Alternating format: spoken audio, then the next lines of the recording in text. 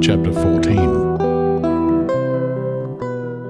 Some time elapsed before I learned the history of my friends. It was one which could not fail to impress itself deeply on my mind, unfolding as it did a number of circumstances, each interesting and wonderful to one so utterly inexperienced as I was. The name of the old man was de Lacy. He was descended from a good family in France, where he had lived for many years in affluence, respected by his superiors and beloved by his equals. His son was bred in the service of his country, and Agatha had ranked with ladies of the highest distinction. A few months before my arrival, they had lived in a large and luxurious city called Paris, surrounded by friends and possessed of every enjoyment which virtue, refinement of intellect, or taste, accompanied by a moderate fortune, could afford. The father of Safi had been the cause of their ruin. He was a Turkish merchant, and had inhabited Paris for many years when, for some reason which I could not learn, he became obnoxious to the government. He was seized and cast into prison the very day that Safi arrived from Constantinople to join him.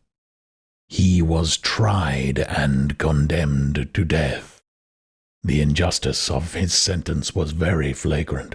All Paris was indignant, and it was judged that his religion and wealth, rather than the crime alleged against him, had been the cause of his condemnation. Felix had accidentally been present at the trial. His horror and indignation were uncontrollable when he heard the decision of the court. He made at that moment a solemn vow to deliver him, and then looked around for the means. After many fruitless attempts to gain admittance to the prison, he found a strongly grated window in an unguarded part of the building, which lighted the dungeon of the unfortunate Muhammadin, who, loaded with chains, waited in despair the execution of the barbarous sentence. Felix visited the grate at night, and made known to the prisoner his intentions in his favour. The Turk, amazed and delighted, endeavoured to kindle the zeal of his deliverer by promises of reward and wealth. Felix rejected his offers with contempt, yet when he saw the lovely Safi, who was allowed to visit her father, and who by her gestures expressed her lively gratitude, the youth could not help owning to his own mind that the captive possessed a treasure which would fully reward his toil and hazard. The Turk quickly perceived the impression that his daughter had made on the heart of Felix, and endeavoured to secure him more entirely in his interests by the promise of her hand in marriage so soon as he should be conveyed to a place of safety. Felix was too delicate to accept this offer, yet he looked forward to the probability of the event as to the consummation of his happiness. The zeal of Felix was warmed by several letters that he received from this lovely girl, who found means to express her thoughts in the language of her lover by the aid of an old man, a servant of her father, who understood French. She thanked him in the most ardent terms for his intended services towards her parent, and at the same time she gently deplored her own fate. I have copies of these letters, for I found means, during my residence in the hovel, to procure the implements of writing, and the letters were often in the hands of Felix or Agatha. Before I depart, I will give them to you. They will prove the truth of my tale, but at present, as the sun is already far declined, I shall only have time to repeat the substance of them to you. Safi related that her mother was a Christian Arab, seized and made a slave by the Turks. Recommended by her beauty, she had won the heart of the father of Safi, who married her. The young girl spoke in high and enthusiastic terms of her mother, who, born in freedom, spurned the bondage to which she was now reduced. She instructed her daughter in the tenets of her religion, and taught her to aspire to higher powers of intellect and an independence of spirit forbidden to the female followers of Muhammad. This lady died, But her lessons were indelibly impressed on the mind of Safie, who sickened at the prospect of again returning to Asia and being immured within the walls of a harem, allowed only to occupy herself with infantile amusements ill-suited to the temper of her soul, now accustomed to grand ideas and a noble emulation for virtue. The prospect of marrying a Christian and remaining in a country where women were allowed to take a rank in society was enchanting to her. The day for the execution of the Turk was fixed, but on the night previous to it he quitted his prison and before morning was distant many leagues from Paris. Felix had procured passports in the name of his father, sister, and himself. He had previously communicated his plan to the former, who aided the deceit by quitting his house under the pretence of a journey, and concealed himself with his daughter in an obscure part of Paris. Felix conducted the fugitives through France to Lyon and across Mont-Cenis to Leghorn, where the merchant had decided to wait a favourable opportunity of passing into some part of the Turkish dominions. Safie resolved to remain with her father until the moment of his departure, before which time the Turk renewed his promise that she should be united to his deliverer, and Felix remained with them in expectation of that event, and in the meantime he enjoyed the society of the Arabian, who exhibited towards him the simplest and tenderest affection. They conversed with one another through the means of an interpreter, and sometimes with the interpretation of looks, and Safie sang to him the divine airs of her native country.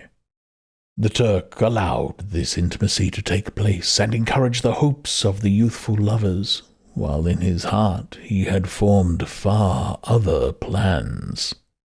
He loathed the idea that his daughter should be united to a Christian, but he feared the resentment of Felix if he should appear lukewarm, for he knew that he was still in the power of his deliverer if he should choose to betray him to the Italian state which they inhabited. He revolved 1,000 plans by which he should be enabled to prolong the deceit until it might be no longer necessary, and secretly to take his daughter with him when he parted. His plans were facilitated by the news which arrived from Paris. The government of France were greatly enraged at the escape of their victim, and spared no pains to detect and punish his deliverer. The plot of Felix was quickly discovered, and De Lacy and Agatha were thrown into prison. The news reached Felix and roused him from his dream of pleasure.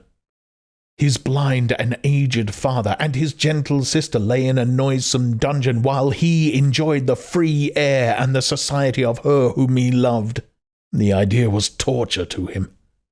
He quickly arranged with the Turk that if the latter should find a favourable opportunity for escape before Felix could return to Italy, Safie should remain as a boarder at a convent at Leghorn, and then, quitting the lovely Arabian, he hastened to Paris and delivered himself up to the vengeance of the law, hoping to free De Lacy and Agatha by this proceeding.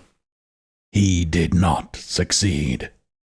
They remained confined for 5 months before the trial took place, the result of which deprived them of their fortune and condemned them to a perpetual exile from their native country. They found a miserable asylum in the cottage in Germany where I discovered them. Felix soon learned that the treacherous Turk, for whom he and his family endured such unheard-of oppression, on discovering that his deliverer was thus reduced to poverty and ruin, became a traitor to good feeling and honour, and had quitted Italy with his daughter, insultingly sending Felix a pittance of money to aid him, as he said, in some plan of future maintenance. Such were the events that preyed on the heart of Felix, and rendered him, when I first saw him, the most miserable of his family. He could have endured poverty, and while this distress had been the meed of his virtue, he gloried in it. But the ingratitude of the Turk and the loss of his beloved Safie were misfortunes more bitter and irreparable. The arrival of the Arabian now infused new life into his soul. When the news reached Leghorn that Felix was deprived of his wealth and rank, the merchant commanded his daughter to think no more of her lover, but to prepare to return to her native country. The generous nature of Safie was outraged by this command. She attempted to expostulate with her father, but he left her, angrily reiterating his tyrannical mandate.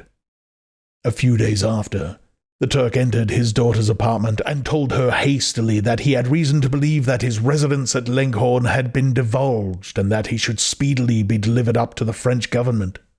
He had consequently hired a vessel to convey him to Constantinople, for which city he should sail in a few hours.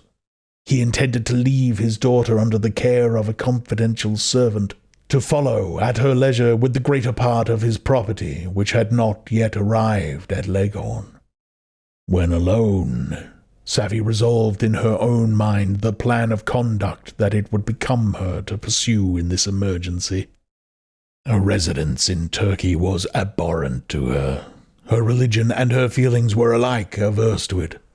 By some papers of her father which fell into her hands, she heard of the exile of her lover, and learned the name of the spot where he then resided. She hesitated some time, but at length she formed her determination. Taking with her some jewels that belonged to her and a sum of money, she quitted Italy with an attendant, a native of Leghorn, but who understood the common language of Turkey, and departed for Germany.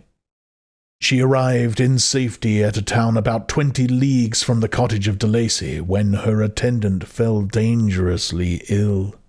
Safie nursed her with the most devoted affection, but the poor girl died, and the Arabian was left alone, unacquainted with the language of the country and utterly ignorant of the customs of the world. She fell, however, into good hands. The Italian had mentioned the name of the spot for which they were bound, and after her death, the woman of the house in which they had lived took care that Safie should arrive in safety at the cottage of her lover.